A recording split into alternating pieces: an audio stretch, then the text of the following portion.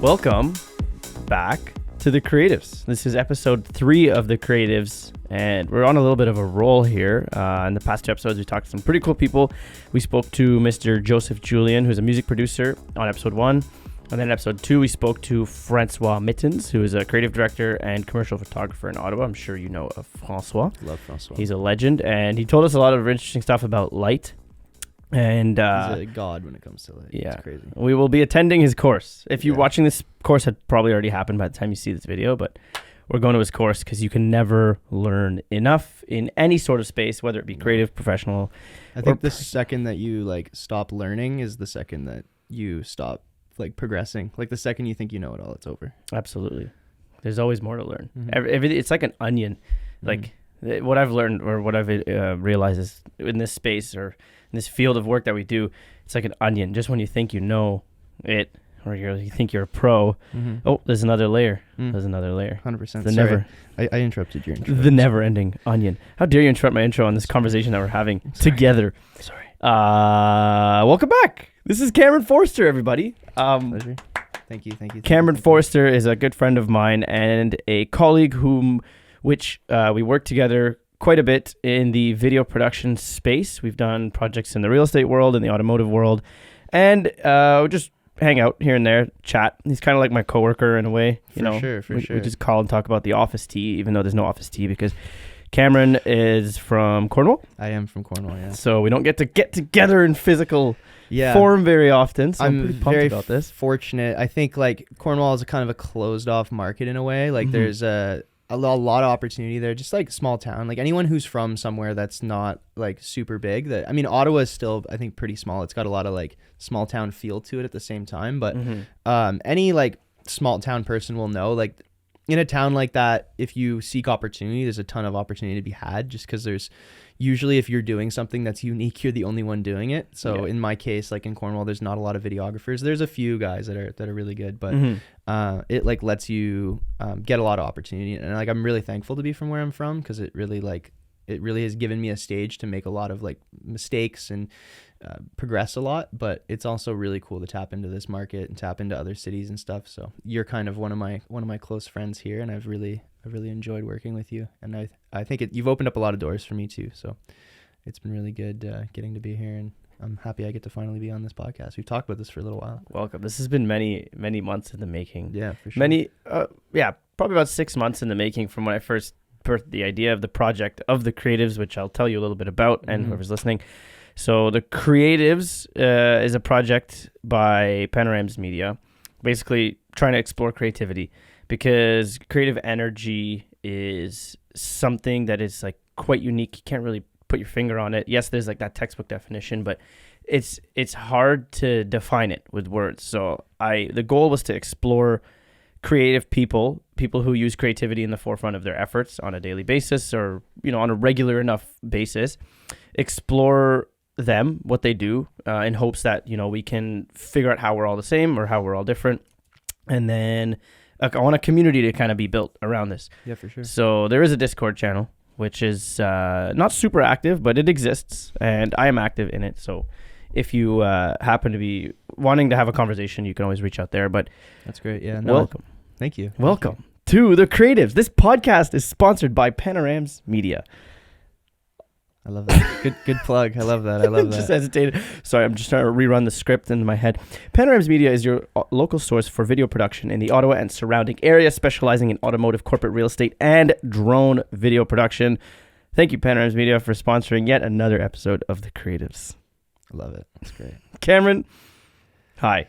Hey man, no, this is really great. I'm really happy that we finally got to make this happen. Me too. I think that there's some cool things here, and I think you and I are both seeing it in this community. There's a lot of really cool stuff happening in Ottawa. I think there always is cool things happening here. There's definitely an appetite for any sort of content creation, just being a bit of a government town and having a lot of corporate stuff going on here. So there's obviously an appetite for that. But I think lately, I saw it first in the music video world, but I think that now I'm starting to see a lot more creative people actually creating short films here. I think, that's been happening for a while, but we're starting to see more and more of it. We're starting to see more and more real features and TV shows and things like that happening around here. So in that space, there's a lot of creativity, but even in all forms of art, the level of creativity in the Ottawa and surrounding area is just blossoming right now. So I think, like you starting something like this,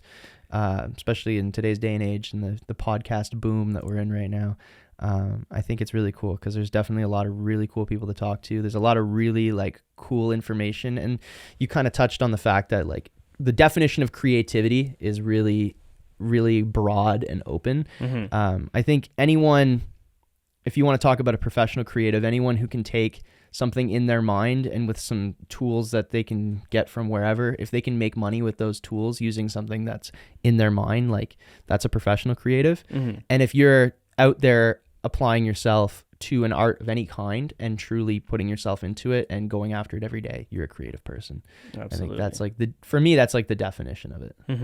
I couldn't agree more with that. So given all of that, Cameron, I want to open this podcast with asking you, what makes you a creative? That's a good question. There's a lot. I mean, that's like, it's really tough to say. So I guess I'll start with like, I've always been very passionate about creating things. I've grown up in a family. My dad was a music producer and an audio engineer. So I grew up with a studio in my house. And I think for that, obviously I'm very thankful, but it kind of opened up my mind to art and to creating things and to not necessarily the financial end, because I never really like thought about that. I never really put that was never really in my forefront. That wasn't what you did it for, right? Yeah, no, I just fell in love with art. I fell in love with artistic people. They were the people I grew up with. Those were the people that were around me. Yeah. That's just the stream I know. Nice. And for me, it was always, how do I become creative? I was never a great musician. I took guitar lessons, which I'm okay. I played piano. I didn't catch the bug when I was young with that stuff, but I just always loved making videos to like show people what I was capable of. Every time I got a camera in my hand from a very young age, I just loved it. I loved pointing it at things. I loved making an image that made me smile and then would eventually make someone else smile. So I've always come back to a camera. A camera's always ended up back in my hand at some point when I was young. Like, and by young, I mean, I'm young now. I'm only 22, but a lot of people laugh when I say when I was young. But they don't understand that this has been since I was like 4 years old that I've been doing this. And so that seems like, I mean, it's my whole life. So it feels like a long time. That's crazy. And I just always came back to it. So I think for me, I'm creative because I just love it. It's my art form. It's my form of expression. It's how I talk to people. It's how, in a lot of ways, it's how I enter a room before I enter a room. People who have seen my work and who follow along with what I do.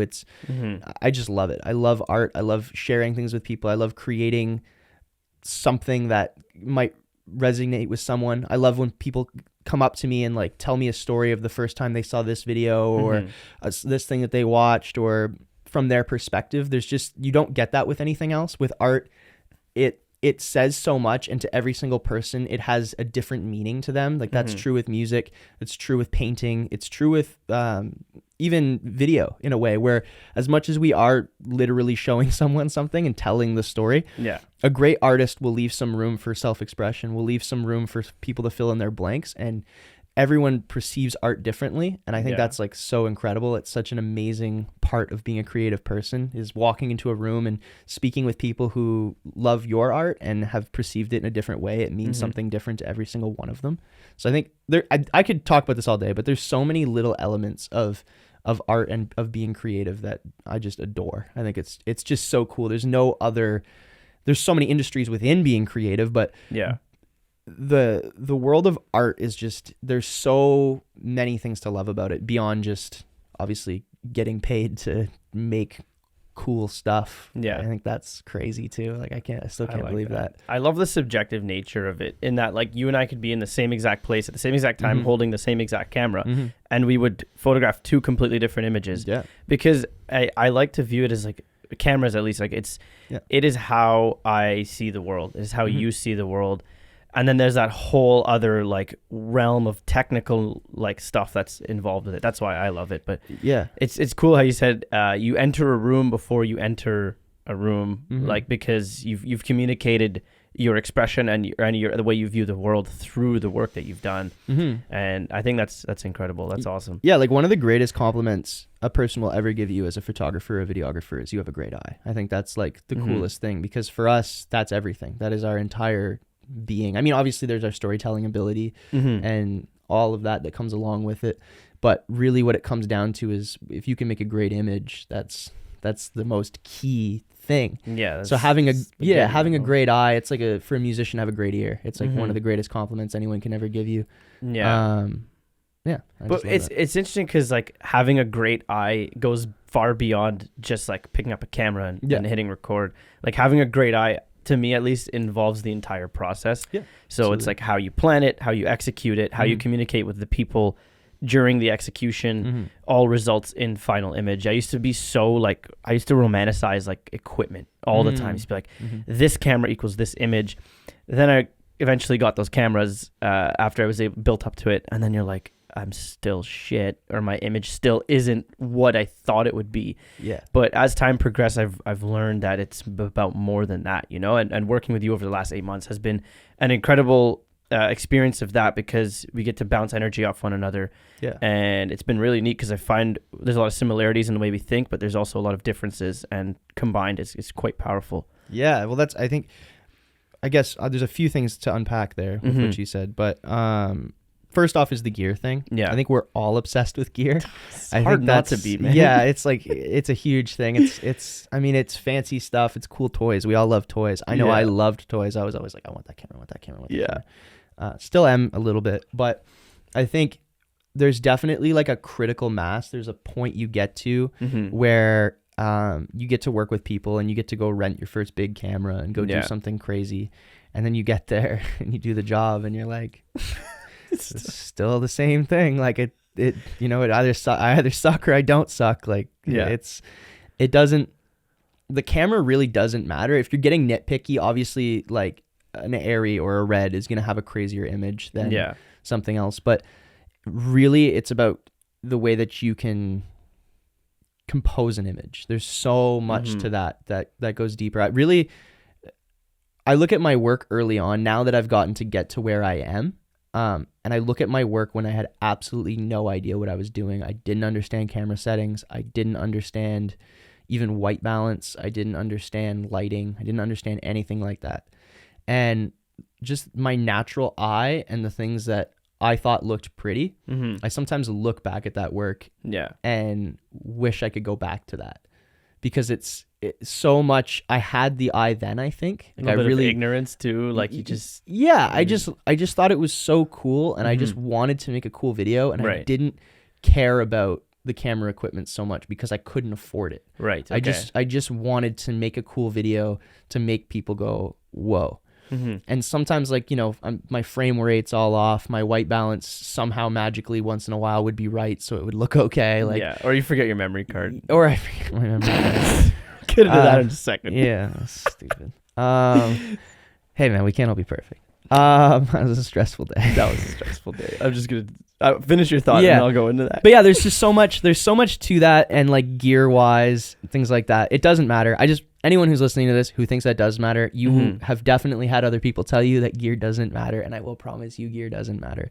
When you get to the level that we are so fortunate to get to now, gear does matter a little bit. We have clients, we have expectation, we have to execute on things in a certain way that needs to be repeatable, and it needs to be a certain way. So yes, gear matters a little bit because we need full control. For me, the gear matters in the sense that, is this going to make my workflow more efficient? Yeah. Is this going to make my life in the post-production side more efficient? Yeah. If so, yes. So when that comes to like cameras, for example, like a beautiful image sensor will leave you not a whole lot of work to do in the color grading aspect. Whereas like a lesser image sensor, you're out there like trying like your heart out to make it look nice, and it's like the image is falling apart. So I guess that's where it helps me, at least. I guess what I'm trying to say is, like, if you know how to use the light around you, which we still have to do anyway nowadays, we still plan an image around where is the sun, how is this happening? Yeah, exactly. If you can, those are the most important things to learn. If you can learn light management, if you can learn storytelling is like literally key. It's everything. And framing.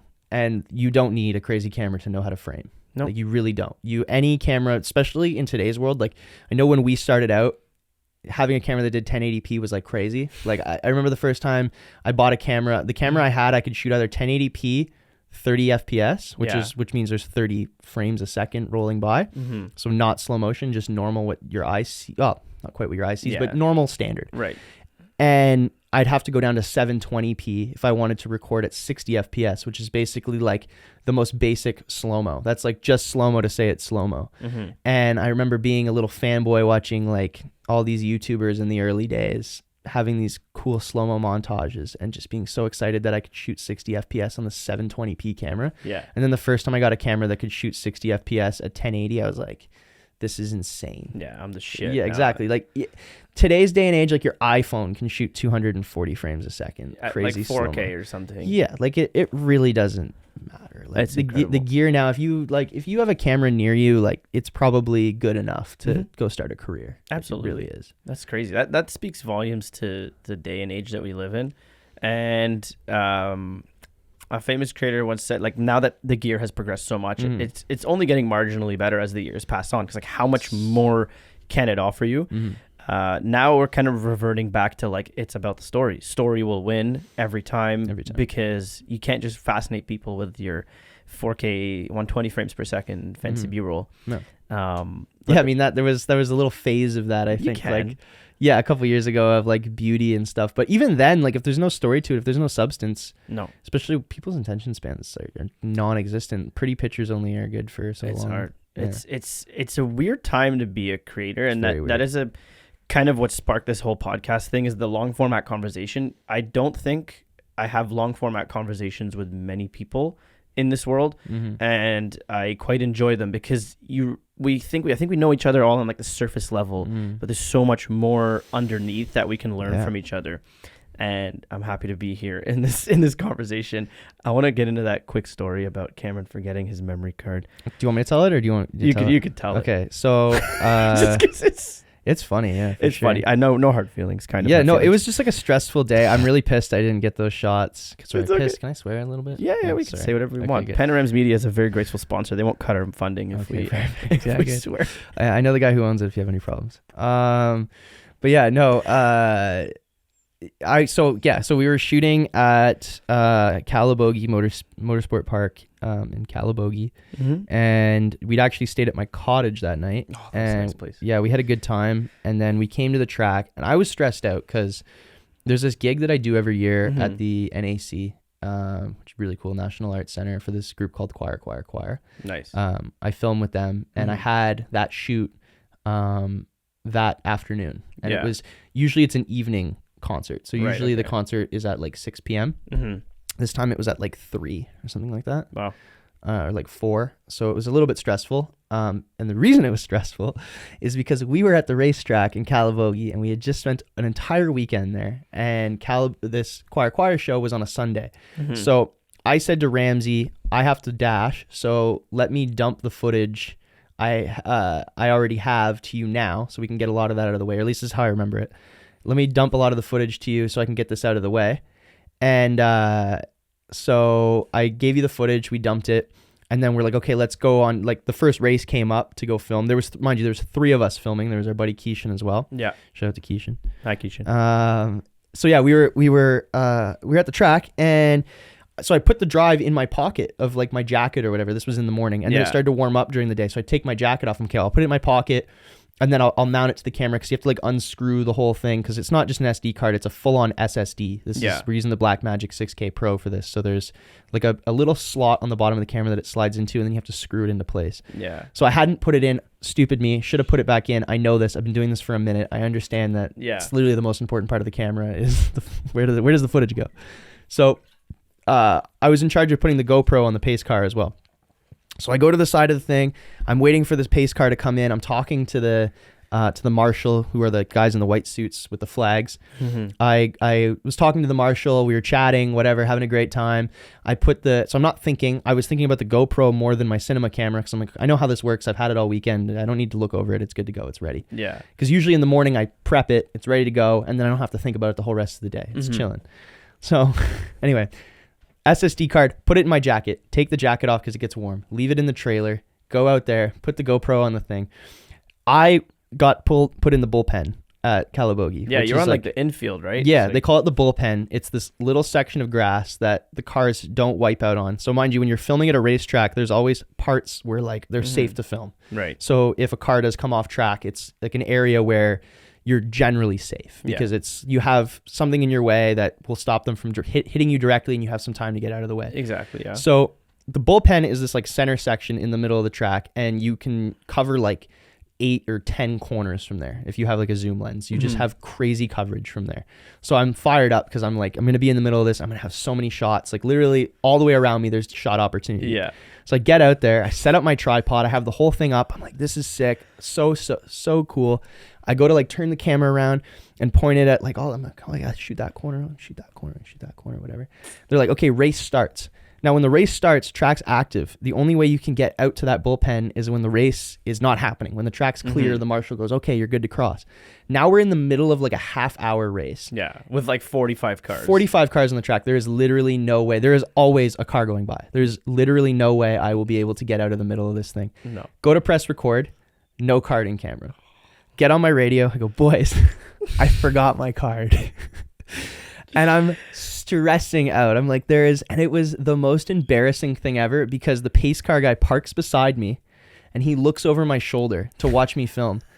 So I didn't want to like just stand there and talk to him. He'd be like, what are you doing? Like, you're not going to do your job. So I literally sat there for like half an hour and just pretended to shoot racing. I just like was like, that would have been a cool shot. That would have been a cool shot. That's so weird. It was so embarrassing. It's kind of like a rite of passage. Oh my god, yeah. To forget your memory 100%. card. I've definitely done it before. And everyone does it, man. And the first time you do it, don't worry, everyone does it. First off, you're an idiot, but it's okay. We're all idiots. It happens. And you're going to do it again, and then you're going to do it again. My biggest word of advice is hide them everywhere. Put them in your bag. Like extras? Yeah, just keep extras. Put a couple extras in there just to because like at least I forgot it in the trailer so I could film later. Yeah. The best thing you can ever is like when you travel 3 hours away. And you forget your SD card. Yeah, and you get to your gig and you pull your camera out and you're in the middle of the woods and everyone's like, all right, I'm ready. And you're like, I'm not. A second to that is forgetting to press record or thinking you pressed record and not. I've done that. There's so many. Oh my God. There's so many. But that's, see, you can't be perfect, but you got to learn. And I don't think you'll forget your memory card ever again. No, I haven't forgotten a memory card since then. Just haunted by it. Every night at 2:45 in the morning, you wake up and you think about. The second I stop thinking about it, you remind me on your podcast. I'm sorry. Yeah. It's just a funny story. Yeah, it's good. That was a really interesting project. We shot a 5-part docu-series for one of Canada's largest racing series. It's a Quebec. It originated in Quebec, the series. They race all over Eastern Canada. So they race at the major racetracks that we have, which are like there's the 4, which is one outside of Toronto called Mosport. There's Calabogie, which is the largest track in Canada.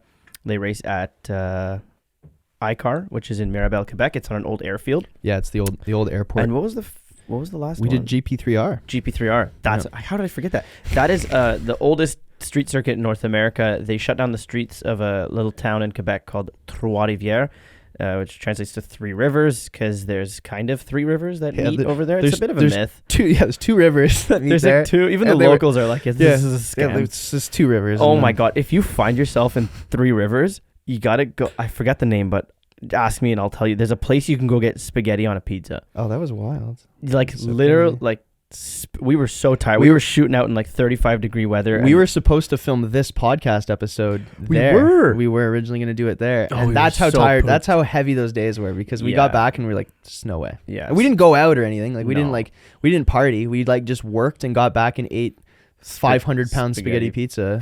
It's exactly what it is. It's literally pizza with sauce and veggies toppings, and then meat sauce spaghetti inside of it, and then cheese on top. That's so spooky. It messed with my head, so I couldn't stop laughing at it. Yeah, like, it didn't even seem real.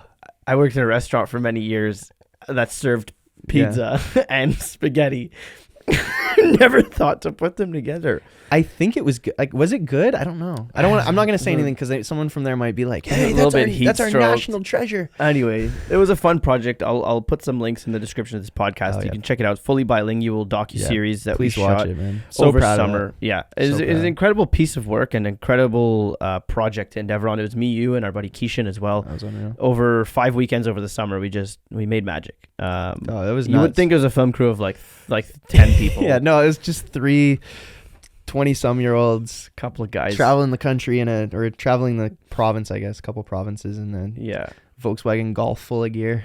Yeah, man. We can't say what vehicle it is because if you ever find it. Yeah. Oh yeah, true. Sorry, a Volkswagen Rabbit. Honda full of gear. Civic. Yeah. Well, no, you're a Volkswagen brand. You're sponsored by Volkswagen. No, but we can't tell people what car we drive because then they're gonna find our car. I drive a Ferrari. Yes. Can't you tell? This is how Ferrari owners dress.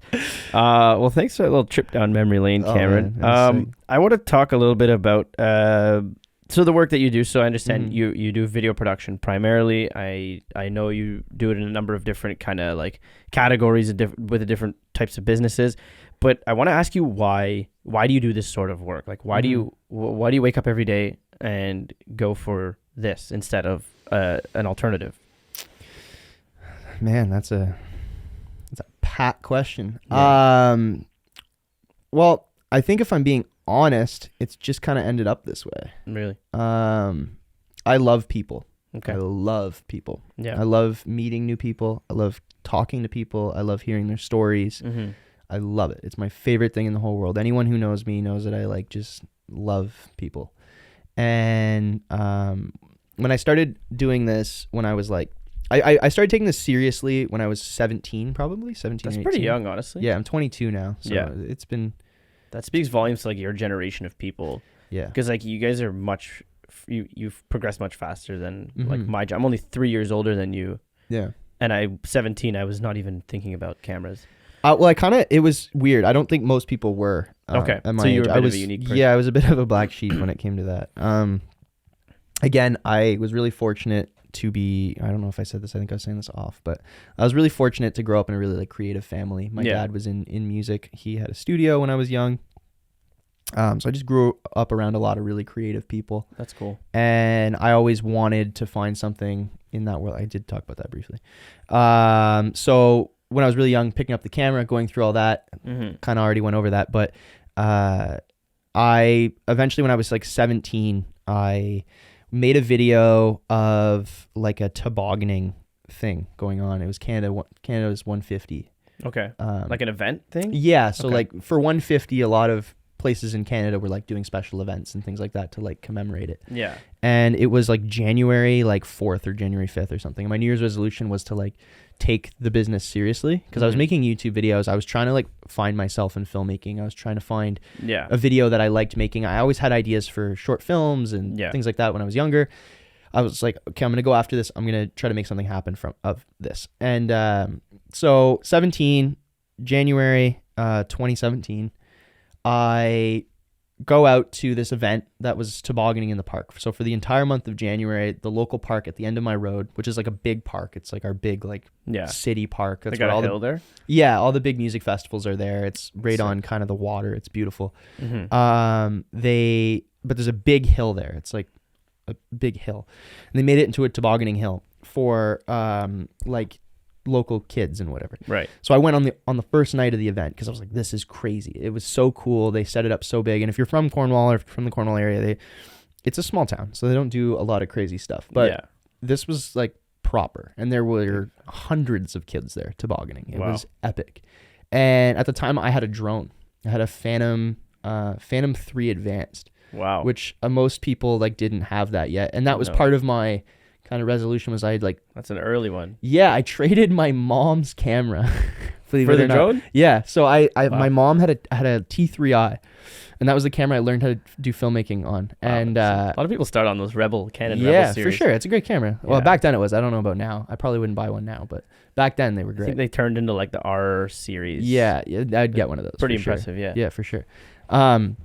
Yeah, I had one of those cameras, and my dad had just bought me off Kijiji for like $400. I bought me a 60D, Canon 60D. So it Nice. was like the one up from the T3i. Still no autofocus. It wasn't like fantastic, but it was better. Yeah. A little bit more capability. It was a good camera. At the time, yeah. Yeah, exactly. So I had that, and I kind of had like a little kit of stuff. And there Okay. was this guy who had a drone who was like getting into photography, and he wasn't using the drone very much. He had like started a drone business, but didn't take it overly seriously. Yeah. I didn't know the guy overly well, but he ended up posting it for sale on like Kijiji or something. And I recognized the drone, Right. and it was like to see a drone on Kijiji around there. I was like, what the heck? This is crazy. Yeah. So I DM'd the guy and I said, I'll trade you like this camera and like $200. I didn't really have much at the time. I was like 16 or 17.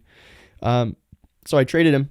I got this drone, Yeah. and I just started flying it. First day ever that I had the drone, I crashed it into a tree. And like day one, literally. I crashed Great my first flight. drone into a building. Yeah, put it into a tree in front of my high school, the high school I go to. I was flying it around the field. Yeah. Go into the front parking lot and didn't realize there was like a delay on the video thing, like Oh, how no. much of a delay there was. Yeah. So I was heading toward a tree, but I was like, oh, I still have space. But no, I didn't have any You'd space. already crashed Yeah. at that point. Yeah, it already crashed. And literally, I was looking down at the thing, and I was trying to do this little like shot with a tree, like revealing the front entrance of the school. Because in my head, I'm like, I'll get this really cool shot of like the sign of my school, and like I'll give it to the school, and they'll think it's really cool, and they'll play it for it. This is what I'm thinking. Right. Hit the tree, flies off, smashes into the pavement, makes the loudest, most expensive smash noise I've ever heard in my life. That sound haunts me. Dude, I literally like I know it. nowadays I crash a drone, I'm like, oh, that really sucks, whatever, and then I go Right. buy another one. Which I don't think I've actually crashed a drone in a really long time, but that's For now. not gonna win. Yeah. But yeah, crashed this drone Yeah. into the sidewalk. Go and I'm like, it's done. It's over. I go up to it. Drone itself is fine, but the camera, like the gimbal. Yeah. Thankfully, back then the gimbals weren't like hard attached to the thing. They were on this like motion tray. Okay. This little like tray with little dampeners on it. Right. That had snapped off. So I literally like ordered the parts online for like $80 from China. Went home and I totally disassembled it, pulled the motherboard out myself on my dining room table and like reassembled it, and it worked. You must have felt so cool. Oh, dude, I thought I was like a mad scientist. It was Yeah. insane. Anyway, got my thing to fix, got it fixed Yeah. just in time for this event. I go to this event with my 60D with my 50 millimeter 1.8. Those of you who know. That's the and nifty 50. The nifty 50. It's $150 lens looks awesome. So good, man. For Yeah. the money. It's just a great Mwah. lens. Yeah. Oh, it's great. Like Yeah. anyone who's starting out, you need that lens. Anyway, so made this video of this event, and it got a bunch of views like overnight. All the local newspapers, everyone, because I shot it, edited it right away, had it out like really late the night of. Where, on like Facebook On or YouTube. something? So YouTube at the time was still like the place. Like Right. Facebook wasn't like, most people were posting links to YouTube Yeah. still on Facebook. Facebook didn't really have like the video system they Yeah, have like now. the watch or whatever. Yeah, exactly. Yeah. So yeah, posted it on YouTube Mhm. and then woke up in the morning to like 1,700 views That's crazy. because That's just been it wild. was insane. Like Yeah. I was like, this is nuts. And so the city I live in, Cornwall, there was a couple people from the economic department who reached out to me and said, you should have contacted us to sell this video. I'm like, I'm 17. I don't know that you could do that. sell a video. Yeah, I was like, I didn't know you could do that. Yeah. And so they said next time, reach out to us. So I didn't do that. I just kept making videos and putting them on my YouTube channel because I was like, that's too stressful. Like, I don't want to work for a client. Yeah, That was in 'cause- my head. I'm like, I don't want clients. Right. Well, I wasn't calling them clients, but I'm like, I don't want to be making videos for people because I feel like, In case you mess it up. yeah, kind of like I thing. feel like there's an expectation and I didn't want to be held back by that. I wanted to I was like, terrified at first. so I used to be scary. like, I don't want to charge people because like, what if I can't deliver? Yeah. It was a confidence thing, which Yeah. developed over time. I think but everyone has that. Yeah. I think the people who don't have it can learn from that though, because I also think that you need to do some freebies and do some free stuff, as hard as that Absolutely. is. I think for me then it was really easy because I didn't have bills or anything. I was just a kid. Yeah. But yeah, I think it's definitely any art, any creative space you're working in, do it for free. I know it sucks, and I know people are like, yes, you're worth some money, but learn. Go out there and learn. I'm still willing to do stuff for free Yeah, me nowadays. too, all the time. If I have to see value, Yeah, and of I course. definitely have the experience to kind of like question it beforehand. Is Yeah. this going to bring me value? If so, I will do it. I won't even hesitate 100%. because it's not about the money. No, I mean, it's about ultimately, I think for us, it's about our career, but I think to Yeah. anyone, it's also about the art. Like if I can just make, like if I'm like, no, that's really cool, and I know you can't afford it, but like that's gonna make something incredible. Yeah. I'm in. Like, Absolutely. If I really like, if I fall in love with the project, I'm all about it. Yeah. But yeah, so sorry, this is such a long-winded answer to this question, but your question was, Why do you get up every day and do yeah, this? why did I get up every day and do this? I fell in love with the art. Okay. And then going down, and you asked about my client list, why I do what I do, why do I work in the space I do. Right. Kind of fell into it. So I did that, started working with municipalities really young, got super lucky that immediately I had clients like that. Yeah. Immediately I was doing videos for the city on events. Right. And that's where I started. And I loved events because I would go to them all the time with my dad. Right. And I knew about the flow of things and how to shoot it, how to make people look right. Now you're going to events and you're getting paid to go to events. Exactly. Right? It's really cool. You have all access to things. I was like, this is crazy. Yeah, this the, is so cool. the access is always the fun thing. It's like, so oh, cool. I get to go places. That never gets old. That never gets old. Actually, the first time you go to an event that you bought the ticket for and you don't get to do that, it feels weird sometimes. Yeah, because you're like, but I know how cool it looks over there, but yeah. that's whatever. But yeah, so started doing that, started doing like events, started doing things like that, and then eventually got confident enough to start taking on like corporate clients. Right. And the reason for that was in the market I was in Cornwall, it was kind of the only place that you could make money doing videos. Right.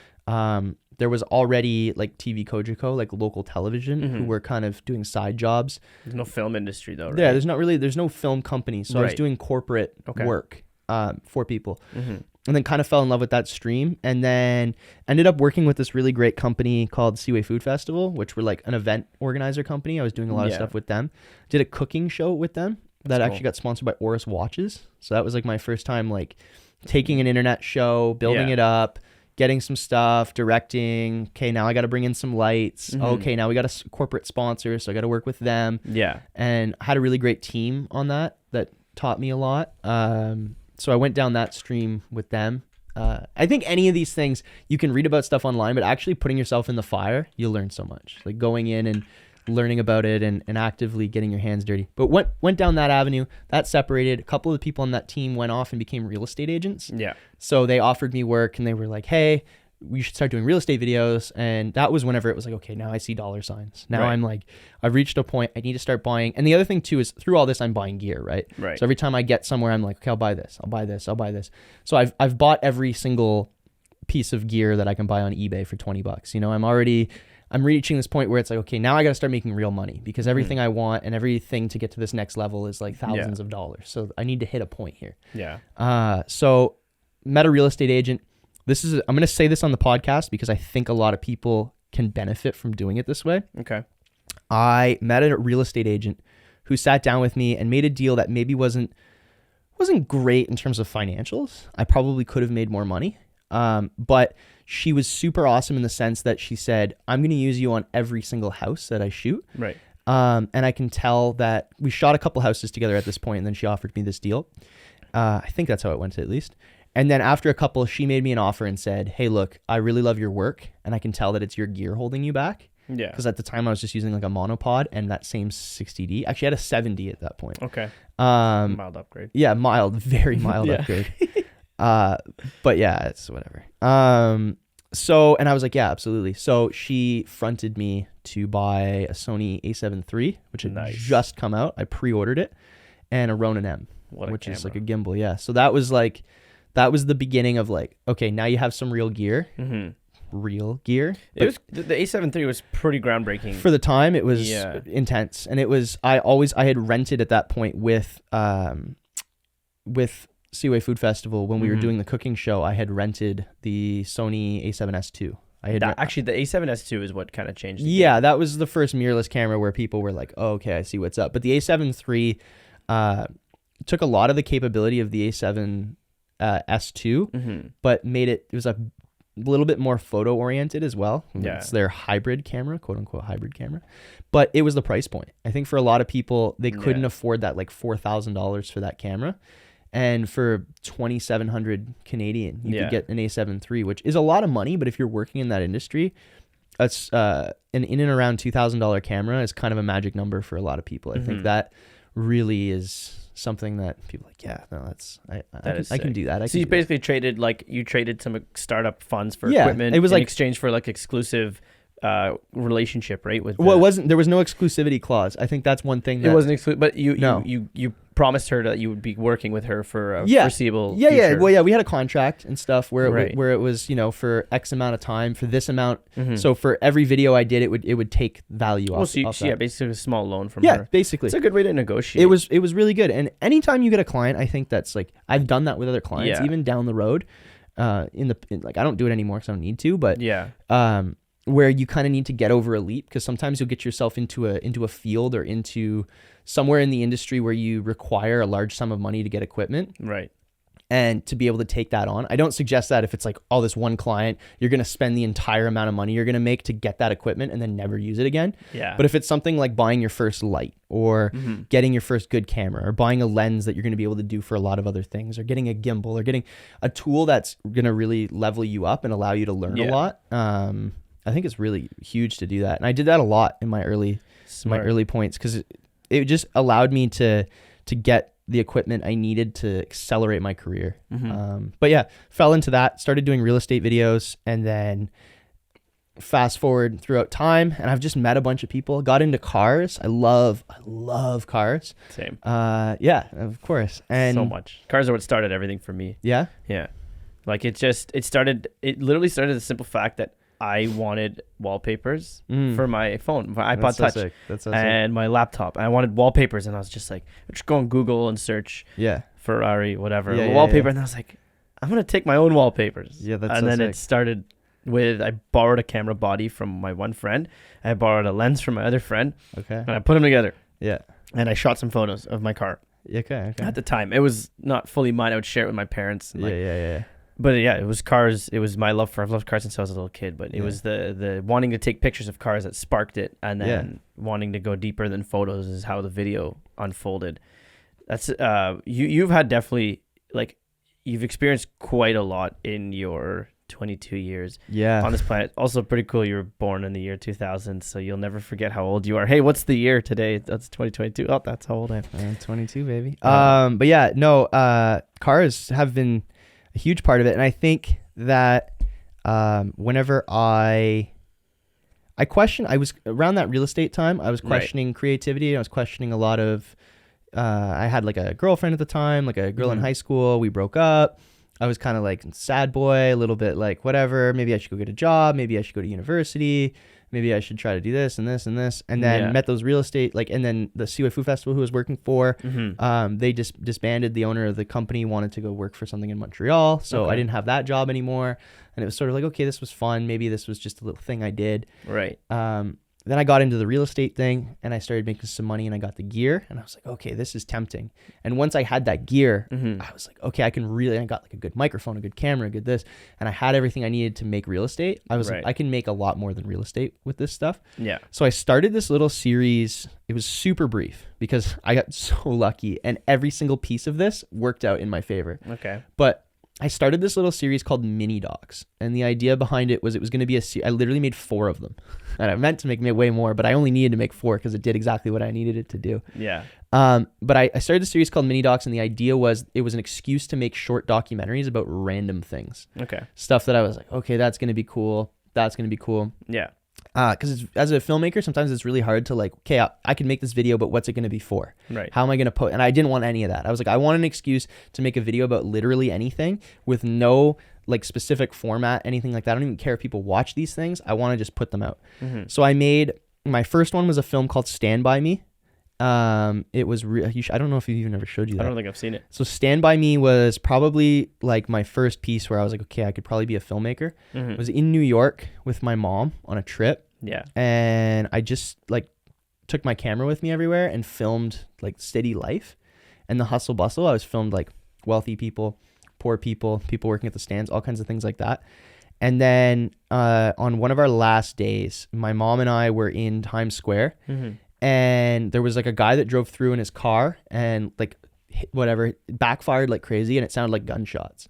And the whole place, and it was on CNN and stuff. It went super viral and the police shut down all of Times Square and people went running everywhere. There was like shoes out in the thing. And obviously no one got shot. It was fine. Yeah. But it was like, I realized like how some weird things about life in that moment, like just being in a place like Times Square and having something like that happen, and then seeing it on CNN and just like this whole whatever. Like we even got an Amber Alert and stuff because people just weren't sure. Yeah. And it really like stood. This was 2018, I believe. Okay. And it really stood like the state of America and where things were at a little bit for me, and it really kind of like it was kind of a moment.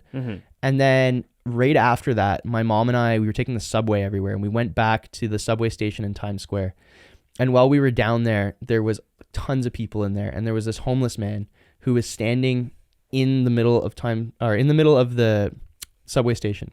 Okay. He was sitting on a pole, this beautiful, like dark-skinned man, and he stood up and he started singing "Stand By Me." No like way. really loud, and he sounded incredible. And I filmed the whole thing. I was filming him standing there because I was filming all walks of life while I was there. And he stood up and he sang "Stand By Me," the whole thing. And he stops. It gives me like, I want to tear up. Like I'm getting goosebumps. Man, right I got a now. goosebump. That's incredible. Yeah. And he stood up and he sang "Stand By Me." And you could see the way I shot it. I had the 50 mil on actually. And the background had just like this bokeh where you could see like there's people behind him, but you couldn't see who they were. And I just kept the camera on him. And they were on like the other platform on the other side. And you could see as he started singing, there was like a massive crowd of people congregating on the other side. But on our side of the platform, no one was looking at him. Wow. So he was looking at the wall, kind of singing to nobody. And he didn't think anyone was really like watching him. He was just kind of singing it out loud. So he sang "Stand By Me," and he finished. And there was about a 2-second pause afterward where it was like nothing. And then this huge crowd and behind him started applauding. Wow. And he turned around and just started crying. And he was like, "Thank you so much." And just like teared up. So when that moment happened, I was like, that's my film. This is my film. Yeah. So I made this whole video of like it was in black and white. And it was this, beautiful like scenic shot from the top of the Empire State Building or something of New York. And it's just kind of all these different things happening in the city. And then as it comes into night, I play that "Stand By Me" scene. And as he's singing, the soundtrack switches to him singing "Stand By Me," and just all the stuff happening in the city. And then it ends with the crowd applauding in the background. And that was when I was like, okay, this mini doc series is going to be something. Like these are going to be moments. So I filmed that. And then I filmed a random one in my hometown, like out in the woods, just me and my buddy filming. It was like, you're always like, let's go take our cameras out in the woods, and you make a random montage. So there's one of those in there. And then that's the best. Yeah, it was super fun. And then I made one how are we on time, by the way? We're doing good. Okay, good. Yeah. And then I was in Mexico, and there was with my mom again, and we were staying at this resort, and there was a bunch of DJs there. It just opened up. It's called Melody Maker. It's not open anymore because of COVID. Yeah. But they had like a bunch of like big DJs, like Tiesto, Paris Hilton. Like it was like a bunch of like she was a DJ at the time. Come it was wild. on, Paris Hilton, give up. A bunch of crazy guys. The night I was there, it was their first opening night, and it was this group called Sunnery James and Ryan Marciano. They're huge in Amsterdam, like massive, and they're pretty big in Europe. They're not really as big here, but I was like, I had my camera equipment with me. I was filming down on the beach. I get in the elevator, and I'm like, I really want to film the show tonight, but like I don't know if I can. And I was in the elevator, and the manager for his opener was in the elevator with me, and he's like, nice camera. We got talking in the elevator, and he was like, you should come to the show tonight and film. Oh my God, I'd love to. Yeah. So he gave me this number to text to like ask, and text it, never got a response. So I'm like, I'm not taking this. Like, I'm not taking no. You put thought in my idea, I'm going to get it. So I went down to the lobby with my camera. I went up to the front desk because like I said, like it's a huge resort. Yeah. And there's a stage in the middle of the resort, like by the beach club. Like a massive stage. Like I'm talking like a proper like festival stage. And so I go up to the front desk and I said, I want to film the show tonight. And they were like, and I said, I met, the guy's name was Malone. The guy before, not Post Malone, just Malone. Malone. Yeah, this guy from Miami. He's like super cool guy. Yeah. And he's like, I want to film for Malone tonight. I was talking to his manager and he said to text him. I don't know if he got my message. I was wondering if you could give me his contact information. He's like, well, you already have his contact information. I'm like, well, no, but you don't understand. Like, this is like what, and he's like, no, you can't. And I said, come on. And I had this camera in my hand and I'm like, you sure? And then he just goes like this, and for those of you listening, gives me like a finger, like a please wait kind of thing. Yeah. And he tells me to go sit on the couch, like in the middle of the lobby. So I sit there with my camera, and he goes on the phone, and I'm like, this guy's just blowing me off. Just phoning Malone. Yeah, phoning Maloney. And he looks up to me and he goes, the manager for the event is coming to see you. Wow. Like the main guy. Yeah. And I was like, okay, like this is pretty cool. So I stand up, and this guy comes out who actually ended up becoming a really good friend of mine, Juan. Juan's on tour with Fisher right now. Do you know Fisher? Yeah, I know Fisher. Yeah, so he's Fisher's manager now. No way. Yeah, and he went on tour with Carnage, like a bunch of guys. So I've been able to go see all these guys because Juan's like, anytime that they're at Beach Club in Montreal or something, Juan calls me up. He's like, come on, whatever. That's cool. So Juan became a good friend after this. Yeah, So every part of this like worked out for me. It was pretty sweet. Yeah. So ended up filming for Sunny James and Ryan Marciano. He wanted me to film for Tiesto, but I was flying out the day before Tiesto. Oh crap. So I couldn't. It's kind of a bummer, but whatever. Mm-hmm. Took that opportunity, filmed that, made this really cool video of my trip to Mexico, made a video for them, and then I put the two together and I made this like epic video of like this with the trip to Mexico. Was that still really mini fun. docs? Yeah, that was it was like part of the mini doc series because I was like this just a blanket of things to make videos for. Mm-hmm. And then my last one in the mini doc series was OB. So there's this guy I worked for, Olivier Benloulou. Those of you in Quebec probably know who he is because he's got some pretty good sized TV shows. Yeah. But I had met, there's a whole story that I won't bore you with of how I had found out who he was. Right. There's a lot of like a friend of a friend of a friend. Mm-hmm. Shout out Connor and shout out Paul. They know who they are. I'm just put that in there for them. Yeah. But yeah, friend of a friend of a friend. And then ended up following him on Instagram and was like not super fired up about the content he was putting out, but really fired up about the cars. And for those of you who don't know who he is a fairly wealthy man, made a bunch of money in a business called Ideal Protein. I'm not going to bore you with it. You can look that up if you need to know what it is. Yeah. Made a bunch of money, got out of the company, had a bunch of money, or still has a bunch of money, but and invested in a car collection, opened a dealership. And these are like the most insane cars you'll ever see. Yeah, like incredible. Right? Yeah, like the best cars in the world. Like basically the very best. There's nothing better. Most car people in Ottawa are aware. OB Prestige is the name. OB Prestige Auto. Yeah. So, and that's kind of how we met actually. And I'll go around to that quickly. I don't know. I could talk for hours. We could talk for hours. We don't really have a time. Yeah, is there like a time thing for this? No, we can record until the battery dies in the camera. Okay, perfect. But yeah, so met OB through a DM. I DM'd him on Instagram and I said, I'd love to meet you. I'd love to make a video for you. And he said, okay, sure. You can go by the dealership anytime. And I was like, no, I want to interview you. I see you have a couple videos online. He had one video that was in French of him walking through a mall. Yeah. Telling his story, walking around with his fiance. And then he had another video.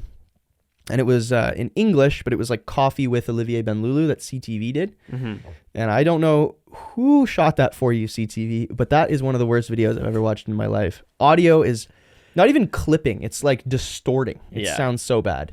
And it's this like CTV style walk around of the dealership that's not really shot very well and doesn't satisfy a car guy by any means. No. And then they sit down in these like little stools and drink coffee and like talk about why he got where he is. And it's a very general like brush over of the whole story. And it actually brought up more questions than it answered for me. Mm-hmm. So I messaged him and I said, I want to make a better version of that. I want to make something, if people are looking to find out who you are, I want this video to be that. Mm-hmm. And he was all fired up about the idea, got to the dealership and we had a great time. Like he had allotted me half an hour to make this video and we got chatting and we literally ate up the entire half an hour while we were talking. And he was like, I have a meeting. I'll be right back out and we'll figure something out. And he canceled a meeting that he had later on in the day to allot me 2 hours to film this video because he realized that it was going to be a little more hands-on. Right. So I made this video, rushed to edit it, posted it, and they loved it. They thought it was really cool. Mm-hmm. Stayed in contact with his assistant, and his assistant was like, I'll let you know when other cool things come up. He had 2 wild car deliveries. He had a Pagani Huayra Roadster and a McLaren Senna, delivered on the same day out of the same truck. Both brand new. Yeah, they were both shipped over at the same time. A couple million worth of cars. Yeah, like FAF, we're delivering both of them. Wow. So they invited me to come make a video of this. So I made a video. And these, mind you, these are all on my YouTube channel. These are all still mini docs episodes. That's so cool. Yeah. The car delivery was not a mini docs. It was just a random video. Mm-hmm. And that video went like, at the time, as viral as a video had ever gotten for me. Like I think it got like 80,000 views. Wow. So I was like, okay, we're on to something. And at the time, I had been grandfathered into the YouTube partner program because I just had my YouTube channel for so long, and I'd surpassed their like really low standard for it back in the day. So I was able to make money off of it, and the AdSense was pretty good for it. So I had made like $300 off the video. Nice. Which was sick. And they were like, hey, if you want to come out to Montreal to go to the Grand Prix, to go to F1, you can, but we can't pay for anything for you. But like, you can come hang out with us. And I was like, okay. So I have no money. I'm like 18. This is like so sick. 18 or 19. Yeah, mind you, like from the tobogganing video I made when I was 17. Yeah. I was like, this was like a year and a half later at this point. Okay. So from that tobogganing video that I had made where I had never made money before to like going to Montreal, filming for a like billionaire car collector. I don't know if he's a billionaire, but a very wealthy car collector in Montreal. Like the gap between that was like not even 2 years. It was crazy. Yeah. And so bit of a fear, like I was like, I don't know if I'm really cut out for this, but I didn't listen to myself. I just went and did it. I took that like $300 I had made, and I rented somehow. This is stars aligning as it gets right here. That's your entire life from how I know you. Yeah, it seems to be like that. It's just weird. But I went online to book an Airbnb. Yeah. And the money, I had like transferred the money out, and there was something about like where I like was so broke that I didn't have enough money to book an Airbnb at the time. So literally like I didn't book the Airbnb until a week before I left. But so I was like, I'm really screwing myself here. But I was like, oh no, I have an Airbnb. I'll be there. Like to them. I was like, I'm going to like sleep in a dumpster if I have to. Like I'll figure it out. And so end up going on the Airbnb website, and literally the day I went on, these two young guys had just bought an apartment 1.5 blocks away from where our booth was in downtown Montreal, in this like shitty apartment complex. Like there was so much construction in the hallway that I had to unpack one of my bags to be able to fit my bag through the hallway when I was going back, because there was like one of the rooms was being renovated, so you had to squeeze through this little like crack in between the wall. It was so sketchy, and the room was all right though. So I booked this room for literally $300, all the money I had. I had like $25 to eat, like for this event. So I go and I went to this event. We had a great first day. Obi pulls up and he had just taken delivery of an Aventador SVJ 63. Jeez. Pulls up in that like while we're setting up the booth. And I'm there with like the whole crew. They're all like, nice to meet you, whatever. They're all staying up in this really beautiful hotel that's like right beside. I like walked down the street because I didn't have a car at the time. I got my parents to drop me off at this place. Yeah. Walk down the street to Peel Street where the event was. And I'm there. I set up my camera. I make them a video. I edit it like while I'm there on my like crappy little MacBook Pro. It took forever because it just like loaded. Yeah. Whatever. Yeah. Sent it to their social media guy at the time who was in Florida. And he like loved the video, and he was like, okay, keep making these. And basically it was really wild because I went that morning. Yeah. I went, shot this thing, had a great day. And then Paul, one of the guys on the crew, they took me out to this crazy dinner. They started feeding me like halfway through the day, like, hey, I like this guy. And they started taking me out on these lunches and whatever. Halfway through my first day there in this crappy Airbnb, halfway through that day, I spent the only $25 I had. OB comes to the booth and he goes, hey, I'm going to a McLaren event in Old Montreal. Like they shut down the whole street, and there's this private McLaren event where they're unveiling a new car, which happened to be the McLaren GT. Nice. And there's going to be all the F1 drivers there if you want to come. No way. Yeah, if you want to like come to this dinner with me. I'm like, oh my god. Yeah, I'd love to go. And all the guys are like, go. Like all the guys on the crew, because they didn't get invited. He just invited me. Okay. And I was like, this is unreal. So I literally, my cab ride came to $24. No way. Yeah, he's like, take a cab, I'll meet you there. And I'm thinking to myself like, and he turns around to me and he goes, do you need any money for your cab? And I'm like, not trying to be like, and I was like, no, I got it. I'll meet you there. Yeah. I'm like stressing out. I'm like looking at the meter. I'm like, I'm going to tell him to pull over. Like, I'm just going to get out at any time. Yeah. Like so much so that once I got to the event, I didn't have enough money to get a cab back. Back? I walked back like halfway across the city in dress shoes. My feet were literally bleeding. Wow. With all my gear. Actually, no, I had just my camera. So I go to this event. I meet all these people, have a great time. Yeah. OB started to really like take a liking to me. And then we go back to his like booth, and we had a great day. We went out for dinner. OB didn't come with us. He had another private dinner that he had to go to, but I went out with the crew. Had an awesome night. Went back to my weird Airbnb. And then that was the end of the day one. So I packed up all of my stuff with my like little suitcase I had and whatever. I went back to the booth, and I was going to stay for the day, and then my parents were going to pick me up at the end of the day. I came back to the booth, and OB was there, and Paul was there, and everybody. And OB turns around and he goes, "Somebody told me you only had an Airbnb for one day." And I said, "Yeah." And he pulled out a room key, and he's like, "I booked you a room at our hotel." Wow. And he said like, he's like, "Do you want to work for us?" And I was like, "I'd love to." And he's like, "We need a videographer, so welcome to the team." And he gave me a jacket that's like, so he could do something that's like a welcome to the team thing. Yeah. So and then I joined the team. We went out that night, had a great time, and then the rest was kind of history. Like I feel like that kind of kickstarted a lot. It opened up a lot of doors. It is a pretty driving factor in how we got to know each other. But I like how you went to him and you said, like, you weren't trying to take anything from him. No, never. Like, I want to give you something. Yeah. And that is such a valuable strategy, like, because when you go to people and you put things in terms of like, this is what I can give you, not this is what I want from you, it takes you very far. Yeah.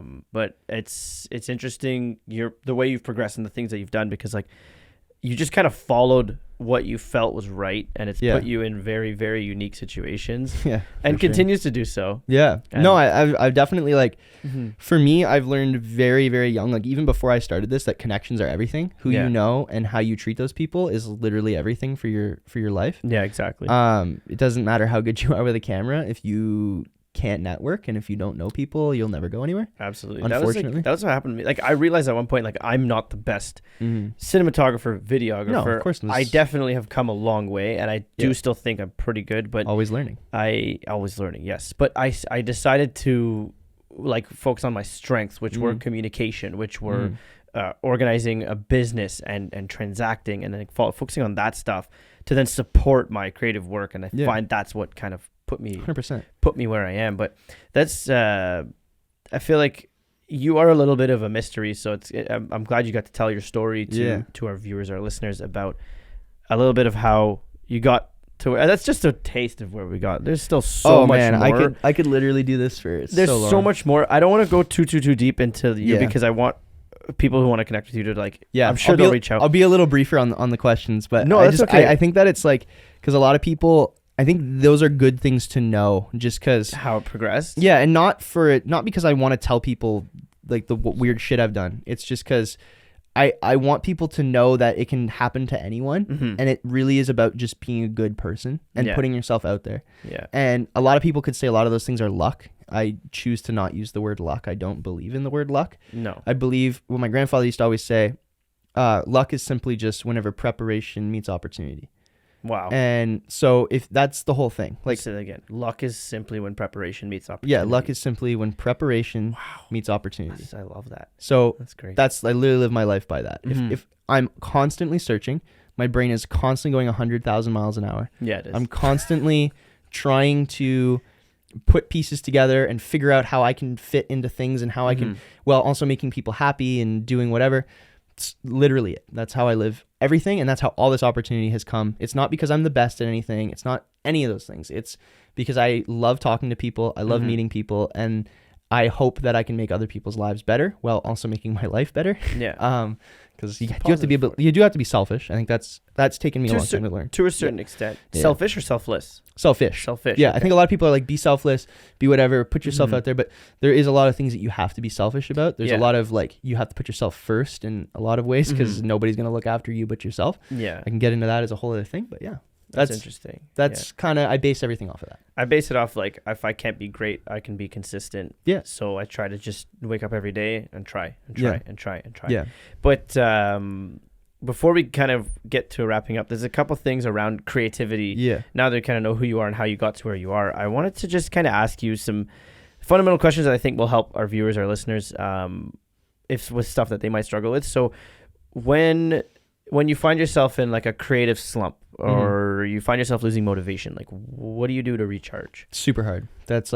That is the $1 million question. Yeah. I think it's different for everybody. Okay. I think that's like, you're going to spend your entire creative career trying to figure that question out. Yeah. Because everyone runs so differently and everyone's art is completely differently. And what drives them to get out of bed to make art is different for everyone. Okay. So I think that is what you need to figure out. That's a question you always need to ask yourself. I'll tell you what I do is I try to move a lot. I try to like, you know, whether that's doing some sort of yoga or like going on a run or going on a walk or going outside, drinking water and not beating yourself up. I think that's a big one. It's a cycle where you get in that slump, and then you're like, oh man, I'm not creative. Oh man, but it's because of this. It's because of that. Oh, I'm not good enough.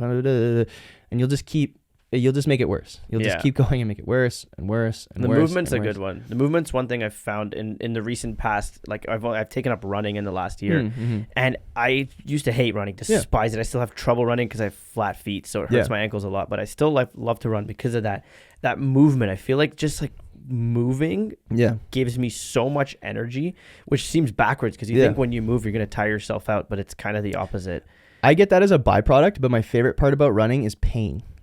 Because it's weird. It's super weird. But it's not. Psychologically, the level of pain that it takes you to keep running. Because a lot of people will run and like, oh, I'm tired. I'm gonna walk. Yeah. It's like that's fine. Like once it really starts hurting, but like in my head, I'm like, okay, I'm gonna go to that stop sign, and then once I get to the stop sign, I'm like, okay, I'm gonna go to that pole. Okay, I'm gonna go, and I just keep going. I'm like, I'm not dead yet. I can go to the next thing. Okay, I'm not dead yet. I can go to the next thing. So I keep doing that, and I'm like, I get home and I'm like, I just did that for half an hour. Yeah. I can sit in this chair and do the same thing with this editing that I'm doing right now. Or I can do the same thing with like making this phone call or doing this whatever. It's kind of about like willingly putting yourself in uncomfortable situations to be more prepared for like uncomfortable situations that you have to do. You have like, to seek comfort and discomfort. Yeah, absolutely. I went on like I started taking cold showers for like 2 months straight. Yeah. It's a lot harder now that it's cold outside, but Yeah. it was that like, I don't want to do this, so I'm going to do it. Yeah. And it strengthened my brain quite a bit. I feel like I should get back to those cold showers. They suck. Oh, they do. It was good. It felt good. Well, it's challenging yourself. It's taking yourself outside of your comfort zone. Because as a creative, if you can only be creative when you're comfortable, you're gonna have some issues. And I think for a lot of us, we like want to make ourselves more comfortable so we can be more creative, and that's kind of the way we go. Yeah. But if you can train yourself to, and it's a slow process and it'll take time, and that's the beat hardest yourself part up. because it seems like it's gonna progress. Yeah, people are like, oh, I need instant results. Like you will never get instant results. Small, like you said, small little incremental changes in your life. Just marginal, everything. Yeah, because your body is Absolutely. I heard something that stuck with me very much. You don't dream on a beach. No. So when you're in that like perfectly curated environment always, how can you dream? You're already surrounded by so much beauty and whatever. But if you're in that difficult situation, if you're, let's say living somewhere not ideal or you're working somewhere not ideal, that is when you dream. And I feel I like that because it kind of makes me more curious to be in situations that are a bit rough. Not rough in terms of like I'm in danger, but like just not picture perfect. But also the situations where you're challenged. That's kind of when you start dreaming because you want to take yourself out of there and be in somewhere nice. So I don't know. That kind of stuck with me. You don't dream on a beach. For sure. But my favorite was whenever I first got my office space in Cornwall. It's like 3 kilometers from my house. And when I got that office space, I'm not going to get in that whole thing, but I didn't have a car at the time. So it was kind of a place, it was during COVID, and it was so like the very beginning of COVID. And it was like, I need to get myself out of my head. So I need to not work at home. I need to go somewhere to work because I'd been at home. But I didn't have a car, and I managed to get an office that was like not super far away, so I could walk there. Nice. So I walked there every morning, and I walked home every night. And some of those cold, rainy nights where I'm like in my jacket, soaking wet, freezing cold, like walking home at like 2 a.m. and I just edited all night. Those were like some of the most valuable moments because I would just like get so deep in my feels and just be like, what am I doing? Like, why am I doing this? Like, that's interesting. I could be doing something else, like making money, working at some normal job where I could like not have to do this, For me, what did that to me was university. I spent 5 years of my life in university, and those same thing, like commuting for an hour in -30 weather, carrying a heavy ass backpack, doing something I didn't really want to do, Yeah. but was doing it anyways because it was a good idea. It's the right thing Yeah, to this do. is the whole cultural discussion about school being you are invalid if you don't go to school, but yeah. we won't get into that. It did make me dream. Like it made me want to be. You're hungry.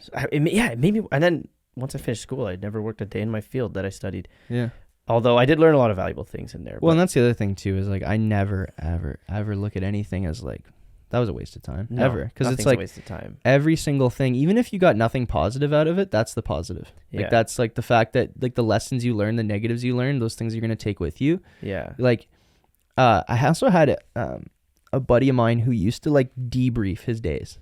Interesting. At the end of the day, They used to call it his mental debrief. that's kind of a form of meditation. Yeah. You kind of replay the events as from the second you woke up till you got to your bed at night. He had mentioned that a long time ago to me, and I didn't really take it overly seriously. And then I'm like, I used to like DJ when I was a kid. I like Nice. really enjoyed it. But there's this DJ that I started following online just because he makes really good videos of his. He's called James Hype. Okay. He's got this like YouTube channel where he's killing it. He's actually got a new song out called Ferrari. Nice. It's like getting really popular. He's starting to get big. Interesting. Yeah. But he debriefs after every show. So his crew, and they do it in the video, where his crew will get together in a random spot at their hotel, and they'll talk about the highlights of their day and what they thought they could do better and what they thought they did great. And they do that together as a group. And I started watching his videos like 3 months ago. And I started just doing that. With yourself? With Just myself kind every day. of Just sitting mentally, or there. were you Yeah, actually mentally. writing stuff No, I down? should write it. I should write it. Okay. But I started doing it just mentally. Like debriefing my day. And like what did I like about what I did today and what can I get better at? And it was like, I think that's really cool. That is. If you want to get, because that's if you want to get on this journey of like being a creative, because you have to make systems, you have to like do things for yourself that give you, because there's no routine as a creative person, and there can be no routine. Like if you don't give yourself a routine, humans are very routine people, and we like to tell ourselves that like, oh no, like I don't like routine, I thrive outside of routine. Like no, I I was like that, and I think a lot of creative people are like that. But you do need some routine, and you need some things to keep yourself in check. So I think that a lot of people, at least I'm saying that because I was like that, where I didn't value those things, and I just kind of put myself out there, and I worked, and then I went home and I did whatever I wanted, and I didn't have any structure to why, and any rhyme or reason to why I did the things the way I did. Yeah. I think now that I'm getting older, I'm starting to implement systems in my life and things to, make myself better. And I've also, again, I've been really fortunate to meet guys like Olivier and all these other business owners. You can learn from them, eh? Yeah, that have they've taught me a lot about how what they do in their day to like fix that, and that's a real thing. So yeah, what do you find gives you creative energy? Like I know you talked about what you do to kind of recharge, but is there certain things that you find like really fuel or spark things inside of you, or just give you that feeling inside where you just want to like run? Music. Okay. Yeah, I think music. I love music. I love music. Just listening to it, and just like like I think storytelling inside of music, or like how music makes me feel, like oftentimes will really inspire me to like go create. Right.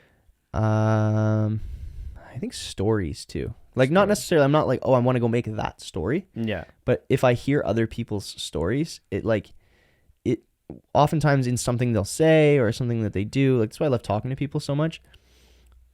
Little bits of information will like stick to my mind like glue, and just like eat away at me like lice. I'm just thinking about like, I need to make that. I need to do that. Yeah. So I think that's like creatively like what inspires me. Yeah. It's like I get energy from other people. And totally. Yeah. That music and alone time, to be honest. Time like staring at in a dark room, looking at a wall, as weird as that is. Like it's not that weird. Yeah, that's like I like to daydream a lot, and I think I get a lot of my creativity from that. It's smart to like let yourself get bored. Yeah, because like nowadays that's when like, you think, man. Yeah, because nowadays the first sign of boredom, we have so many options to like fulfill that boredom. But that's pretty cool. I want to just look at my list of questions here that I prepared. We're gonna come to a close shortly. because it's been over an hour here. This is crazy. Do you I think can't people are gonna believe- listen? Thank you if you're still listening. If you're still This is listening to crazy. this, This has been all over the map too, because I'm very jumble brained. yeah, if you're still listening to this, thank you so much. I do really appreciate you, and I hope you can gain some value from this conversation. And if you want to know more about any of the things we talked about, you can reach out on the Creatives Discord, which will be linked below, or you can message one of us on Instagram, which will also be linked below. Yeah. But Hit me up. It's at Forrester Film. at Forrester Film. Forrester Film. Yeah. Hit me up. I'm glad to have you on this show because your work does a lot of this talking, but I feel like you publicly people don't really know of you. I've been pretty low key. You've been pretty low key, but it's that's my goal. This big driving factor of this podcast. Like I know so many amazing people, I appreciate it. but the world doesn't know these amazing people. I know them all. They're all in my network, and I Yeah. kind of want to share that with the world because I appreciate it. there's great value in these conversations, and just like that, like an hour and 15 minutes has gone by. Yeah. If you're wondering where we are, we're recording in Panoram's Media Studio. Part of their sponsorship was graciously giving us this space to record in. This is where a lot of the magic happens. The computer screen you see behind us is actually recording the audio. Ramzi tries not to kill himself in that rat box right there all the time. 30-year-old race car. Yeah. That thing gives me energy. Yeah. Driving this car is completely analog. I'm on a fine line of life and amazing. death. Yeah. I've made it pretty safe, but I mean, it's a 30-year-old piece of metal that's quite soft. Yeah. I mean, I try not to think about it, but you can't think about consequences because then they happen. You shouldn't focus on the problem. You should only focus on the solution. Every single time I've put myself in a positive mindset. Yeah, Positive things come along the way. absolutely. That's been a big part of my journey, is trying to nurture that positive mindset and really. Yeah, that's everything. And it's hard, and it's so easy to just get bogged down. But to me, it's come to healthy habits, and exiting comfort zone regularly. Yeah. Which is so hard. Yeah. It's very hard to do, but it's so beneficial. Yeah. Mm-hmm. Well, we touched on that. I mean, that's you can. Yeah. So that's a deep crazy. You could every single one of these topics. Honestly, I could do an episode on. We could probably talk for every episode that I've had so far. This is our third episode. I feel like we can talk for 5 hours. Yeah. About every subtopic that we. Have you gone this long yet with an episode? This is probably the longest that we've gone so far. I knew that was gonna happen. But you'll go longer, I'm sure. I'm sure. We can go for hours and hours more, but Yeah. we won't, because I think it'd be interesting to have you back on this podcast. Yeah, I'd love to. In a period of time after maybe a couple episodes Honestly, have progressed or Honestly, I feel like the next couple months are lining up to be pretty insane. interesting. So Yeah. I'm. I mean, I look at how much has happened in the last 3-4 years. Yeah. So the next year is hopefully going to be perpetually more insane. I think it'll be good because now you have all the knowledge from the past. Is there anything, Cameron, that you struggle with? I mean, what you do. Like, is there something that you're constantly just trying to get better at, and you still find it a little bit difficult? Honestly, yeah and no. Okay. There's so much. Like, there's so many little things that I'm constantly, like, I want to get better at color grading. I want to get like the little random things like that. I'm constantly, obviously, always trying to get better at holding a camera and being in that world and making connections and making all those things. I'm always trying to better. But I mean, one of the big overlying things I think is always like my mental health, for example. Right. Like, that's something, and it's getting a lot better, now that we're interacting, we're out of the house again a little bit. But yeah, I think I get in my head a lot. I think that's any artist that kind of locks themselves away for long periods of time. Yeah. There's a lot of self-doubt and stuff like that. So I think I'm getting a lot better with that.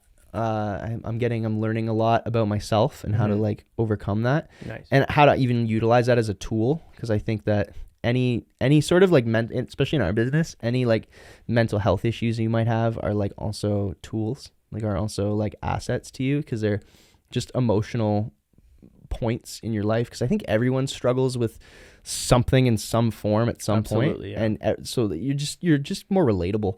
Okay. Yeah, I think that's probably my biggest thing. It's just always constantly keeping my head in check and trying to get better at doing that. I feel like we need more community. Yeah, We for sure. need, yeah, I feel like there is. I'm trying to make efforts into that, but Yeah, no, I everyone's see just it. so busy. Yeah. I'm so busy. We seem like we're so busy because Mhm. when you turn on your phone, everything's happening all at the same time, but Yeah. nothing's really happening. Yeah, I think our like and especially in I mean any creative industry, but I think our specifically the industry we're in because it's of like video. Yeah, and like at the level we're doing it, like we're kind of in that weird niche middle mark where we're like not huge production companies, but we're also not like tiny. We're sort of in that weird middle point where it's and there's so much work for us that it's really a weird like it's like a backwards problem to a lot of other industries where it's really easy to say yes to everything and to put yourself into just basically being a workaholic.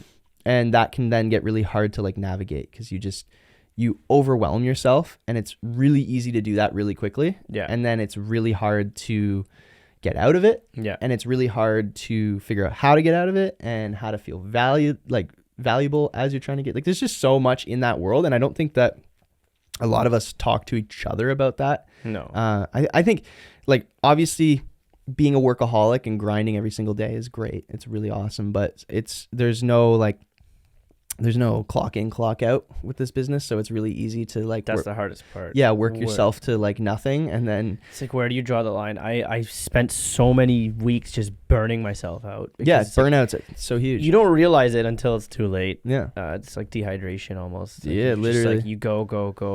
And then next thing you know, you start feeling off and like, things aren't flowing right. But yeah. And you're always learning how to navigate that. I think right now I'm in like a huge transitional phase where I'm not doing as many real estate videos in that side of my business, and I'm moving more into this is a true thing, and I mean, maybe someone has felt this.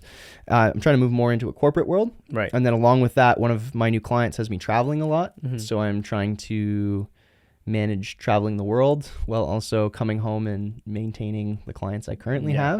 That's quite a challenge. Yeah, it's a pretty fun challenge, honestly. I mean, I'm definitely not complaining. No, I know, but you're not complaining. it has definitely turned out to be much, not I want to say difficult, but a lot weirder than I thought it would be. It's all because you just chased those toboggans, man. Yeah. Years and years ago. It's pretty crazy how you don't, at the time, like when you do something, you don't think like this one conversation could very well stem like a lot of other events that come from this. And I've learned that with like literally. That's like that. Like I hold that optimism. I try to every single day because you don't know whether this seemingly regular activity you're going to do is going to change your life, or you're going to meet someone, or you're going to feel something or think something. And life is crazy like that. Yeah. And I think that's why I live life so out there and like seeking stuff and doing crazy things, because it feels good first off. And as you do it more, as you live a little wild, more, I don't want to say wild, maybe as you seek more opportunity comes to you, and you also get better at judging things. You get better at knowing what you do and don't like, and who is real and who isn't, and what stream you want to go down and why you want to go down it, all those things. Your understanding of things gets crazier as things move on. And, I meet one person, and then that one person, for example, I met Ramzi because my dad asked me if I wanted to go with him to buy winter tires off of somebody, and I live an hour and a half away from here. I was the somebody. Yeah. On selling winter tires on the internet. Showed up here. I was working for OB, the car guy. Somehow it came up that I did that. Ramzi was like, I love OB Prestige Auto. And then we got chatting. We followed each other on Instagram for a little while. I met your dad first. Yeah. Yeah, I was in the car. I didn't even come in. We were chatting about cars because he saw signs that I like cars because he came to my garage. Yeah.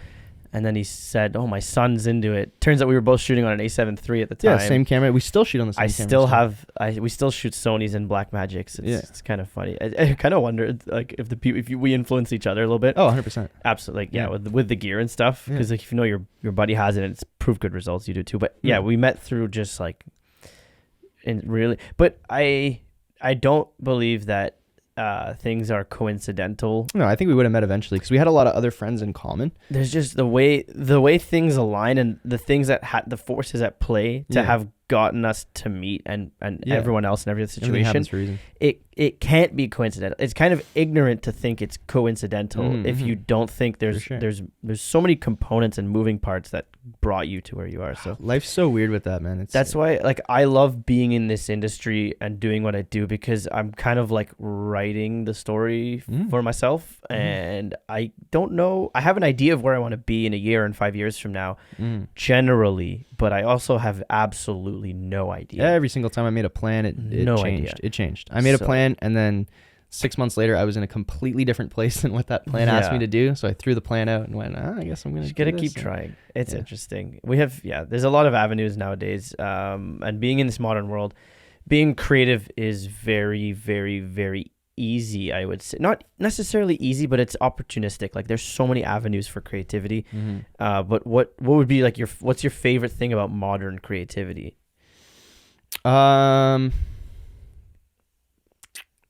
It's kind of slowly changing. I want to say it's the fact that you can find an audience in anything. Yeah. That literally anything that you can imagine, anything that you want to create and that you want to put out there. Right.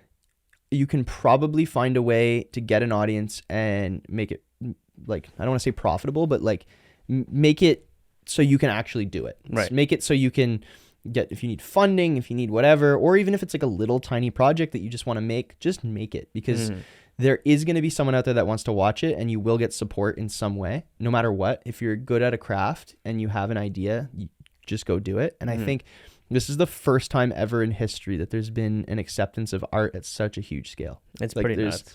Because of the internet, because of the scale of all of this, and how much, like, you can reach the entire world from your bedroom. Literally, there is no excuse to not make art. If you love art, go make it, because you will find an audience and you will make it. Like, if you are passionate enough about it and you are hardworking enough, there is literally no reason not to do it. Because I mean, you can make all the excuses in the world, but you will find an audience and you will make it profitable. Like, it is 100% that it will happen if you're good. It's just you got to overcome I feel like a lot of the obstacles are just personal. Yeah, of course. Personal obstacles and ideas in your head about, will I be judged and stuff like that. But the modern world is crazy. Don't worry about that stuff. And that's the other thing too. Absolutely nuts. People are extremely judgmental. I know I had lots of people that like really didn't believe in what I do, like what I was going to do when I was young, when I was in high school, things like that. It was the exact same people that DM me on Instagram congratulating me. Like, it's literally the exact same people. So everyone hears that story, wait till you see me and whatever. Like, it does not matter what people's opinions are, because you are going to prove them wrong and you'll be fine. Absolutely. Opinions are like buttholes, Cameron. Everybody has one and no one wants to hear about yours. Exactly. I wasn't sure where you're going with that one. I was going to, but yes. Someone might want to hear about it. Yeah. I hope we don't lose our sponsorship over that. We'll talk to the owner. Comment. Anyways, this has been an incredible podcast. Man, thank you so much for having me. We've peeled an onion. Yeah. You and like I feel like I've learned a bit more about you, even though I've known you for almost a year now. Known you for longer than a year, but like I've really known you for the last I think we've become like good friends, and I mean we've spent enough time in hotel rooms now to it doesn't sound weird at all. Yeah. We were on the road working. Yeah, we were working together. Yeah. So come on. You make it weird. That's not This is creative. We are professionals. Creative professionals. But no, I really enjoyed this. Thank you so much for having me. Thank you for letting me into your office. Usually Ramzi makes me take my shoes off. I did take my shoes off this time. My pleasure. You take our shoes off in true fashion. Yeah, I have my cool socks on. Inspired by Japanese culture. Take your shoes off. I literally live in slides everywhere. Like anytime I'm not outdoors, I'm wearing slides inside. I respect it. Yeah, it's nice. It's comfy. It makes me like feel... Yeah. I always have like a cushion under my foot. We're so in touch that actually we stayed in a hotel room once and I wore slides and Ramzi went, "Oh yeah, I forgot my slides." And then I bought my slides the next time and you forgot. And then I forgot mine. Yeah. Great. Good stuff. Anyways, we could go on and on and on and on and on and on, but I think I'm going to have you back on the show. I'd love to. Eventually. Yeah. Because I'll be watching. There's so much more to talk about. Yeah. For those of you listening, we didn't even really touch on any of the things we've done together, which has been like a whole pile of stuff, which is crazy. God, we've done so many. Yeah. We'll get there because we're working on some other things. It'll be bigger next time we talk. It'll be bigger, badder, and better. At the end of the day, do what makes you happy. 100%. And I know Cameron, if you reach out to him, I'm sure he'd be happy to You know, if you want him to go I love even making new deeper friends. into conversation, I'll buy you a beer. he'll buy you a beer. Yeah. Wow. Or if you don't drink, I'll get you sparkling water. Wow. I fucking love fizzy water Mhm. so much. I really grew to love it. I Mm. feel weird saying. I used to I think fizzy water was like spicy water. Spicy water. Yeah, I love and that classic and then spicy water. I started drinking it more, and I'm like, wow. And then Yeah, people man. who drink like regular pop are like, that's Yeah. weird and No. gross. I look at people drinking a Coke and I'm like, why are you drinking that? Yeah, I'm gonna live longer than Yeah. you, bro. You're gonna have diabetes. Bro. Shit. No Anyways, offense to anyone who drinks that stuff. Just no, you're not doing yourself any favors. fizzy waters. Yeah. That's the key to success. I think Yeah. most people in sort of creative realm drink fizzy water. Yeah. Must be You like gotta stay a- hydrated, man. Yeah. All that hard work. So hard. Sometimes wonder, like, is this really work? Yes. All we do is press buttons on a camera. But that has been Cameron Forrester on the Creatives Podcast. Thank you so much for having me. And Thanks for coming along. I man. hope I inspired at least half of one person to get up and do something. Yeah, And you if just got you've- their legs to move. Yeah. half of a And if person. you stayed to watch all this, I really appreciate you. Me too. I genuinely really do appreciate your time. This project has been something that I've been working on in the background as much as I can. And now that we're coming into the winter months, I've had a little bit more time to work on it, and I'm really taking advantage of the fact that I have a bit of time right now before projects ramp up again. So thank you for listening. I'm putting a lot of effort into this to try and make it as a valuable of a conversation as possible. Our next few guests, I have a couple guests lined up, some in the music space, some in the event space, maybe dip into some different industries that don't even have to do with any sort of art at all. So stay tuned for those. If there's anybody you think would want to come on this podcast, or if you would want to come on this podcast, you can reach out to us at thecreatives@gmail.com. Is it gonna be right here? It'll be somewhere here, Okay. and it'll be in the description, and it's two thes because the creatives was taken, obviously. Yeah. So it's thecreatives@gmail.com. Okay. So That's interesting. yeah, and So you can good. keep in touch on the Discord channel. That'll be linked in the description as well. But for now, thanks for watching, and I'll see you soon. Peace. Bye.